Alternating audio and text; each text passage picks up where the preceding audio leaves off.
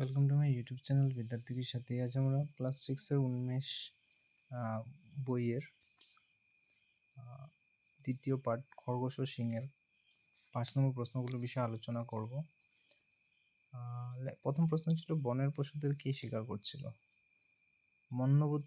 মন্দমতি নামে একটি সিংহ বনের পশুদের শিকার করছিল। ক নম্বর প্রশ্ন হলো, খরগোশ কুয়োর জলে কি দেখেছিল? খরগোশ কুয়োর জলে নিজের প্রতিবিম্ব দেখেছিল।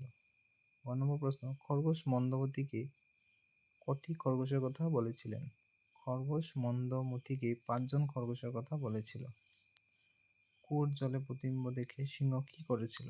কুয়োর জলে প্রতিবিম্ব দেখে সিংহ গর্জন করে হিতাহিত জ্ঞান হারিয়ে শত্রুকে আক্রমণ করার জন্য কুয়োর জলে ঝাঁপিয়ে পড়ল। 9 নম্বর আছে, বনের পশুরা কি সিদ্ধান্ত নিয়েছিল? এই সিদ্ধান্তের ফলে তাদের কি লাভ হবে বলে ভেবেছিল? এখানে হচ্ছে, বনের পশুরা সব একসঙ্গে বিলুপ্ত হয়ে যাওয়ার ভয়ে একটি করে পশু রোজ দিন সিংহের খিদে মেটানোর জন্য পাঠানোর সিদ্ধান্ত নিয়েছিল। এই সিদ্ধান্তের ফলে তারা বেঁচে পড়তে থাকবে বলে ভেবেছিল। 4 নম্বর প্রশ্ন হলো,